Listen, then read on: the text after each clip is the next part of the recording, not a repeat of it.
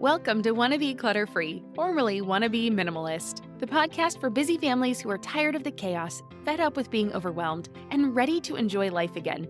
Each week, we talk about how to let go of the clutter so that you can focus on the things that actually matter. And it's not just physical clutter. We talk about the mental and emotional stuff too, because if it's holding you back, it's time to ditch it. I share what I've done in my own life to declutter, organize, and calm the chaos, but you won't just hear it from me. There are amazing guests too. It's practical, doable, and simple for those of us that want to be clutter-free. Well, hey there, my friend. Welcome back to the show. My name is Deanna Yates, and you are listening to episode 185 of the Wannabe Clutter-Free podcast. On today's episode, we are talking about what to do when you get too many gifts, or more likely, your kids get too many gifts.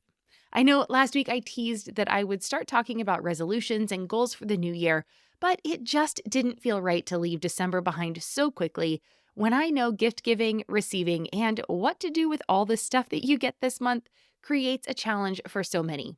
So I'll get to those resolutions next week and what I actually recommend we do instead of resolutions. And this week, we will get into the heart of all the stuff surrounding us.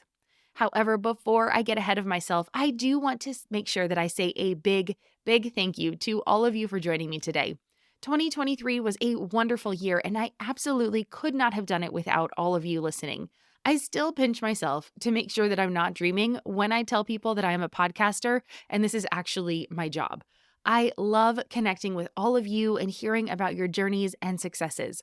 I also love being able to work through the things that you want to change, and I love doing that with you. So please continue to reach out to me. I know life is busy, and so I will continue to do my best to give you concrete information that you can take with you today and with every episode to alleviate some of the hectic nature of motherhood. And it's not just from me, but from a whole myriad of guests. So thank you. I just am so in awe of being able to talk to the people I talk to and work on the problems I work on and help you solve them in your life too. It is so amazing. And my goal really is to inspire you into action so that you can reach those goals and fully step into the person that you want to be.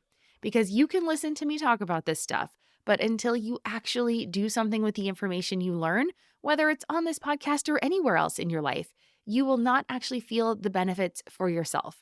And I know you can do this, and I am here to help you. And I also want to help any friends or family that you have in your life that need to hear this message too. So feel free to share this podcast with them. Because again, you having a buddy along for the journey will make it so much easier and so much more fun.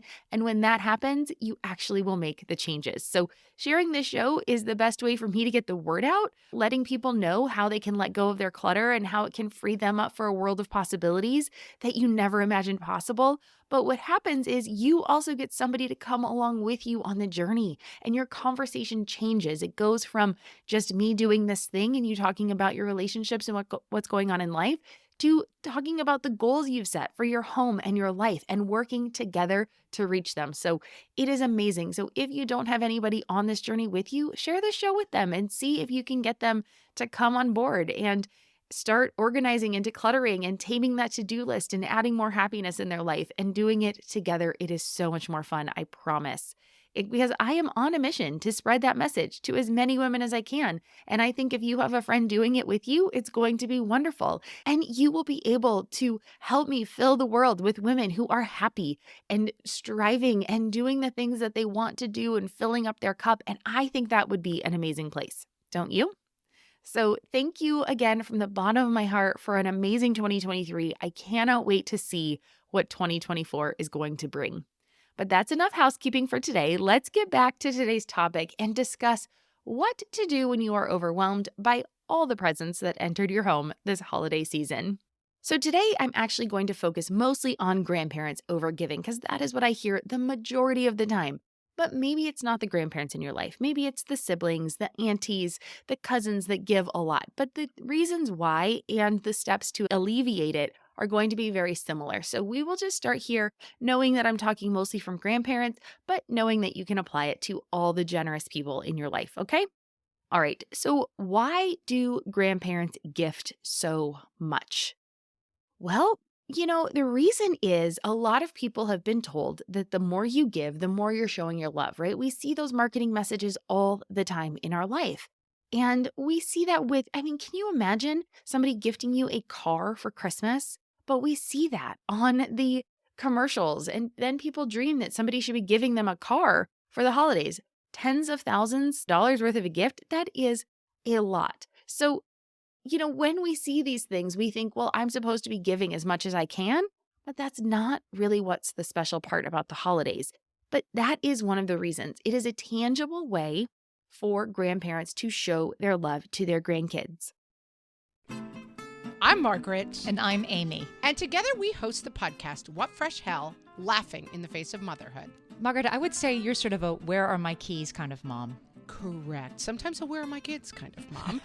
Well, you're, Amy, more of a we were supposed to leave 35 seconds ago, Mom. I mean, touche. In each episode of What Fresh Hell, we come at a topic from our usually completely opposite perspectives. I bring the research. And I bring kind of the gimlet eye. Like, is that research really going to work, people? And almost 10 million downloads later, we're still laughing. We also talk to experts in the parenting field, plus parents with stories we can all learn from. We make each other laugh, we challenge each other's assumptions, and we have what we think is the best parenting community on the internet. Check out What Fresh Hell? Laughing in the Face of Motherhood wherever you listen to podcasts. All right. So why do grandparents give so much? Well, the number one reason why grandparents gift so many presents to their grandkids is because it's the way that they can show their love to them. It's a tangible way for the kids, the grandkids, to look back and say, oh, grandma or grandpa gave me this thing. And that is how they feel like they are able to show their love in a tangible way. It's really hard when they're not around the grandkids as much as they were around their children. So that's the first reason, right? To be able to show their love. It's a way for them to quantify their love and take something that is so intangible and bring it into the physical space. The second reason is that they now have more money than when they were younger, right? So when you're in the middle of your life and you're raising your children, things are pretty stressful. You've got to deal with your house. You've got to deal with the eventual retirement. You've got to deal with your kids' daycare. You got to deal with putting food on the table every day. Prices are rising. You've got to deal with extracurricular activities. You've got to think about your own retirement. You've got to think about college. You've got all of these fees right now, all of these things that are really expensive in your normal every day-to-day life. And then you've got these really expensive things looming just on the horizon. And it's very stressful when you are in the middle period of your life dealing with all of these financial stressors. So not only do you have that, well, that was what your parents had too. So it's a little more difficult to go out and splurge when you have all these things that are vying for your money, right? All these different things that you need to spend your money on and you need to budget for. So you set reasonable expectations and reasonable amounts of money to be spent.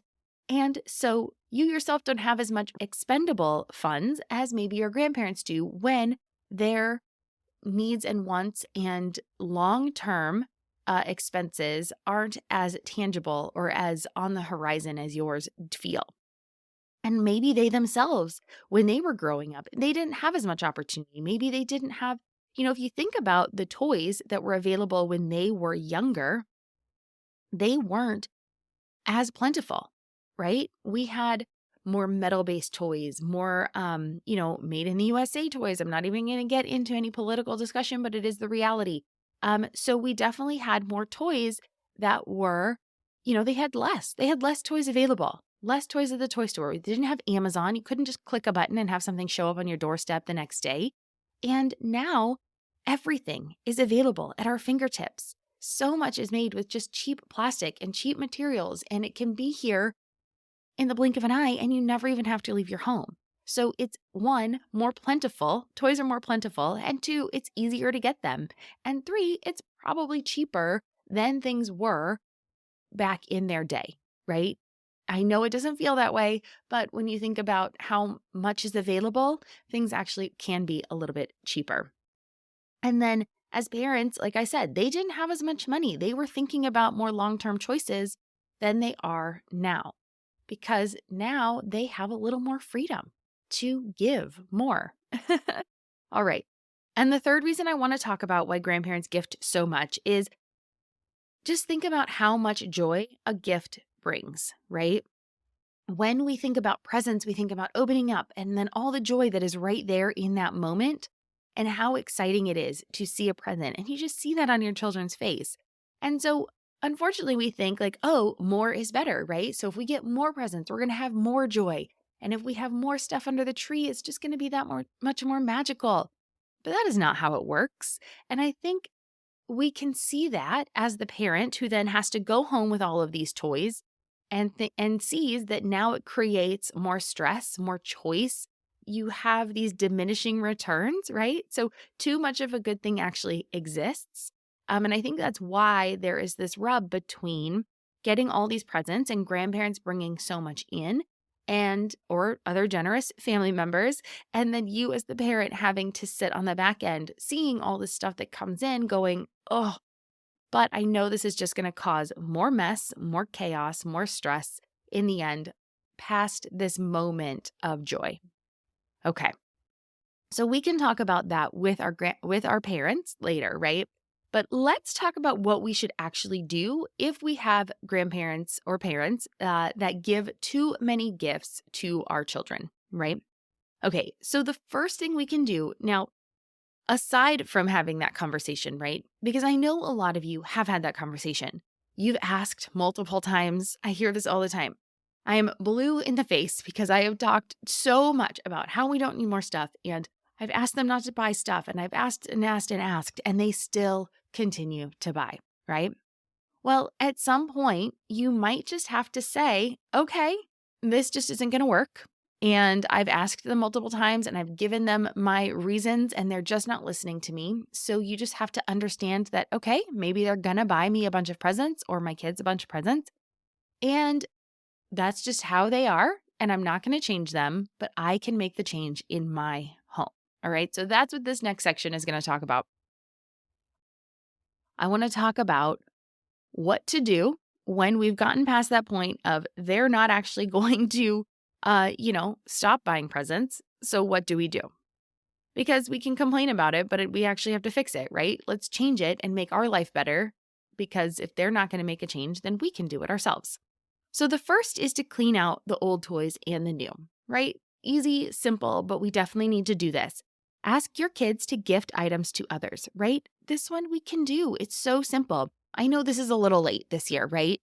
Because obviously it's after Christmas and you've already gotten your presents, but we can plan for next year and we can go ahead and put it on our calendar. You all have a phone, right? Grab your calendar, put a note on there that says it is toy cleaning day, right? And then that way, when next year comes around, you go, oh, okay, right. It's toy cleaning weekend.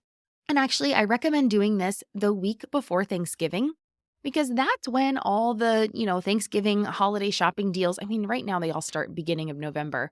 So by the time you get to Thanksgiving, you've had a couple of weeks of things telling you that they're going to be on sale.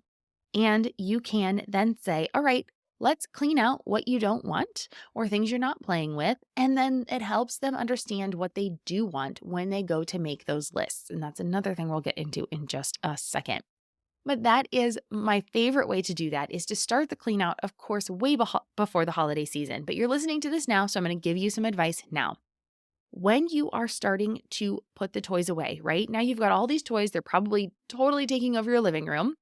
And we need to take them and put them in the kids' room. Well, this is also a great time for your kids to now know what they have coming in.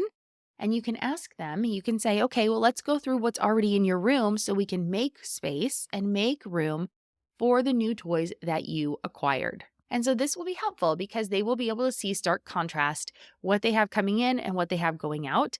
And we have to make sure we have room for everything. So if you don't get rid of enough of the old toys, then what new toys are not coming in because we don't have enough room for all of the things that came in. And so these are going to be decisions that they can make. And you might be surprised. I know you're probably thinking there's no way my kids would ever do this. They're going to want to keep everything. You might be surprised. Just ask them, give them the opportunity to surprise you and let go of some of these toys. Now, of course, when you are cleaning out these toys, it's going to be easier now that they see all the new toys to let go of the older toys because we do this. This is human nature. This is every single one of us. So don't get mad or don't get down on them when they understand that, oh, okay, Now I can get rid of this old stuff because I have all this new stuff.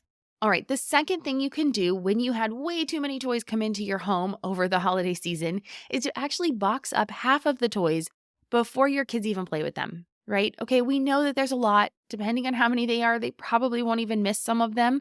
So maybe you can box them up and put them away and then bring them out periodically over the next few months, right? This way they're still getting that new toy. They're having that excitement of the new toy, but it's not everything all at once. It's not overwhelming, and they can play with one new toy at a time. So that is my second favorite way of kind of curbing that overwhelm when there is just too much at once, right? Because kids, again, just like all of us, our attention spans are getting smaller and smaller and smaller.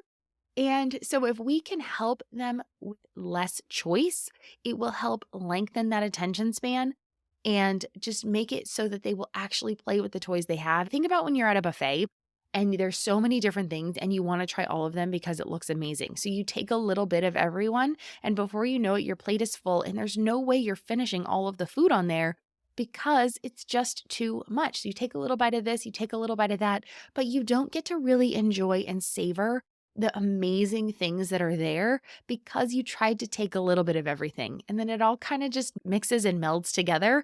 And it's not as good as if you just concentrated on one at a time.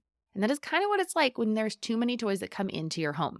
So if you can box up half of them and just give them slowly over time, it's much easier. And then the kids can enjoy each toy as it's brought out. Another way you can curb some of the toys that are coming into your home is actually taking them back to your parents' home when you go visit.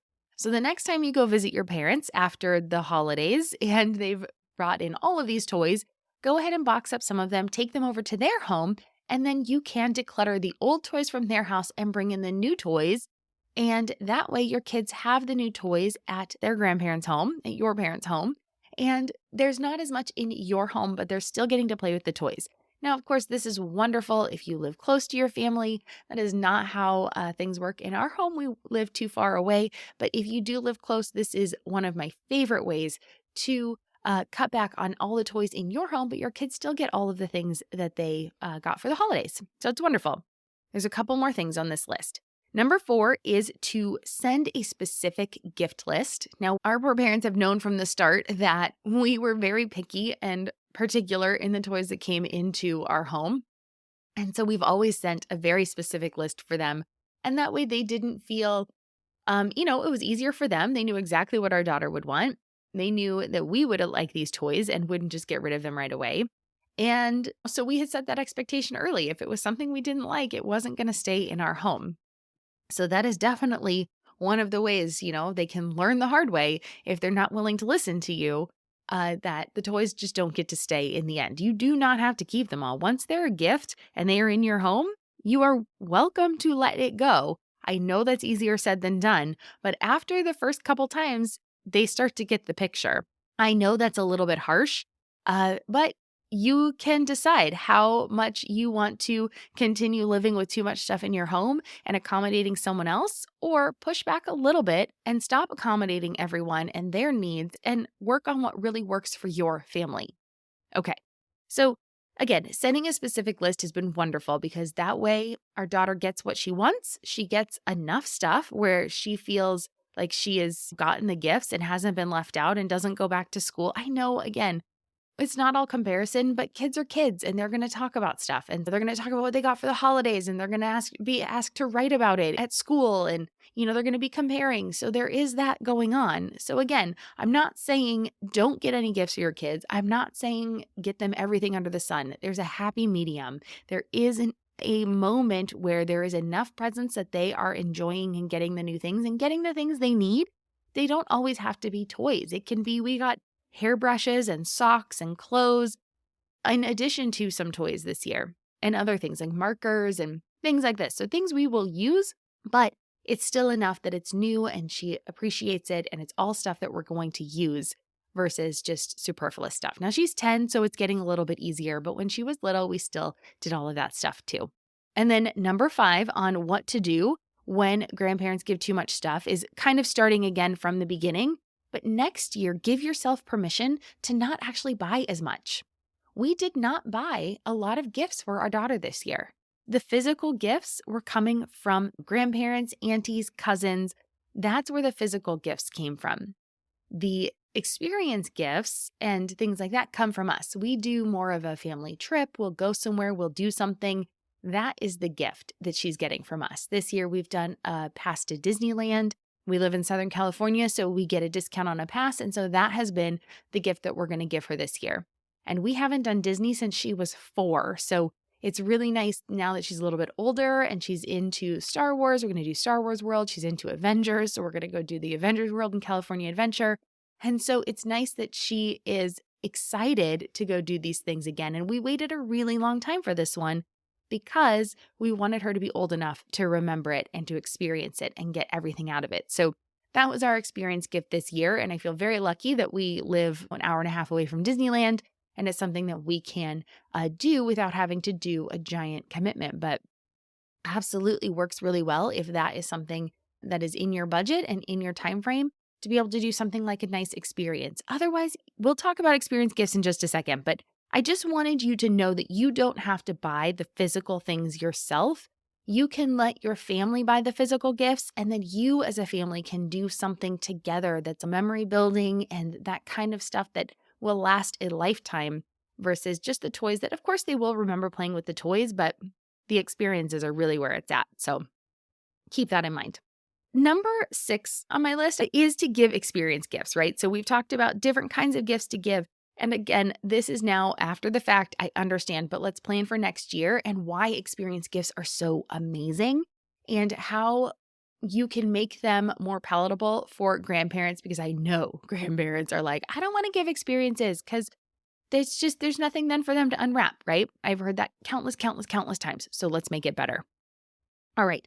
So if experiences are hard and if you get pushback on those, here's what I want you to do. I want the grandparents or your parents to include a small tangible gift. And here's a few ideas for that.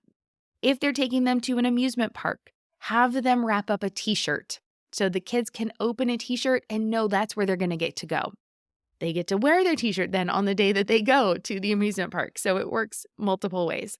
Another thing, if they're going to go to the zoo, maybe you can give them an animal stuffy, their favorite animal at the zoo. And then that way they have their stuffy that they get to unwrap and say, oh, we're going to the zoo. And again, print out fake tickets. Like you can find all sorts of stuff on Canva or Etsy that has like just templates for you to fill in, a gift certificate template for you to fill in. Or honestly, just write it on a piece of paper that you're going to this place. And this is a gift that is the gift card, right? And then with the tangible in it. So they know that they're actually going to this place.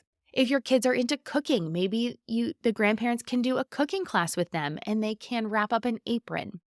If they're into museums, you can get them a book about one of the exhibits at the museum. Or like if they're into dinosaurs, you can get them a dinosaur book. So there's lots of ways you can incorporate a small gift that is less obtrusive than a whole bunch of presents and then have this wonderful experience with them. And then again, making sure that they are sharing this experience together, right? This isn't just hey, here's some tickets, you go have fun. No, this is, I want to take you as the grandparent. I want to take you to the zoo. I want to take you to the museum. I want to do this cooking class with you. And then doing them together. And that way they get to build more of a relationship and they understand what the children like and what they need and who they are as people versus just, hey, here's some presents, right? So it's not just about less stuff in your house.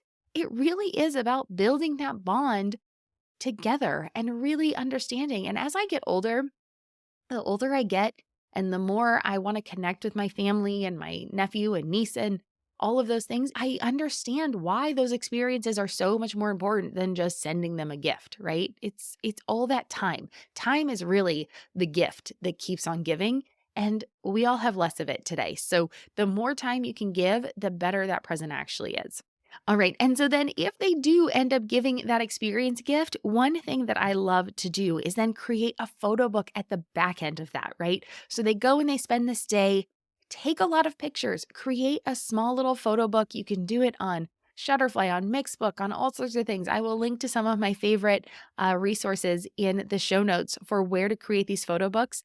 you can get these whipped up so quickly, and they are wonderful, and they're great for your kids to be able to look back on. We have some of those from my mother-in-law, and they're so great, and it's so nice to be able to look back. And the pictures, I know people are like, oh gosh, I'm going to do this photo book. It's got to be professional quality. No, they don't. The kids don't care. They just want to look back, and they remember, and they love it, and they love looking through those books. So that is one of my favorite ways to really make those experience gifts stand out.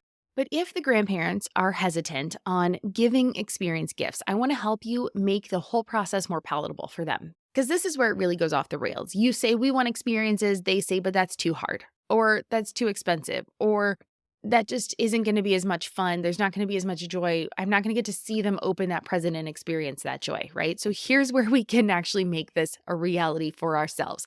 And there is going to be a little work on our end, on the front end, but it makes it so much better on the back end, okay? So one, I want you to make it easy. Remember, Amazon is so simple to use. And that is why it's really hard, because that's what you're competing against. You are competing against one-click ease of ordering a present, searching for anything you want online and being able to say, buy it now and ship it for me immediately, free shipping, all of that jazz. This is what you're dealing with. So you have to compete against that, knowing that you need to help with the research, right? So just like you would send them a physical list on Amazon, or they can Google top gifts for 10-year-olds in 2023, you need to say, here's what my kids are really into, help them do the research. This is a place I really think that they would love. And I know that's a pain. Like, trust me, I get that that is not fun, and that is not something you really want to do. But if you don't want to deal with all the stuff in your house, then you need to put in a little effort on the front end and say, like, okay, hey, that is great. You want to get them a physical gift. This is the one physical gift they would love. And then I would love it, they would love it, to go do this, or this with you. And it would be so wonderful. And then talk about how much they've been wanting to do something, or you've been wanting to do something. We have been, let's say, we'll take my family, for example. We live in San Diego. Well, Legoland is really close by. Gosh, we have been wanting to go to Legoland. Our daughter loves building Legos. We have been wanting to go to Legoland for so long. Do you think you could get us a gift card to Legoland? I know a whole pass is way too much, but we would absolutely love a gift card to Legoland. And then when we buy the pass, it actually comes with a buddy pass. So next time you're in town, let's all go to Legoland together, and we'll take pictures and we'll put it together in a book. You don't even have to tell them that part if you don't want. But you have all of that. And so then you're talking it up and you're telling them and you're saying, like, oh my gosh, our kids saw this. Their friends went here. They really want to go. It would be wonderful if we could do this all together, right? Talk it up and make it something that's exciting and they're interested in doing. And like I said, make it more memorable with that photo book. You will be shocked at how much more on board your parents will be with experience gifts when there is that tangible book to look back on. And then as they go through, they can talk about how much fun they had with their grandkids doing the thing. And then the grandkids can come back and say, oh, look at that book, right? And then they'll point to the pictures. It's a wonderful experience. So please, trust me, the picture book is totally worth it. And it's worth the investment because it will pay dividends next year when they want to do another experience and make another gift and do it again and again and again. And that's where the bond and those relationships really are built, is with that time. Another thing you can do is to remind the grandparent about what they remember. Ask them about what they remember from when they were kids. Is it more of the toys they had, or is it more of the experiences and the time and the special people in their life? Ask them.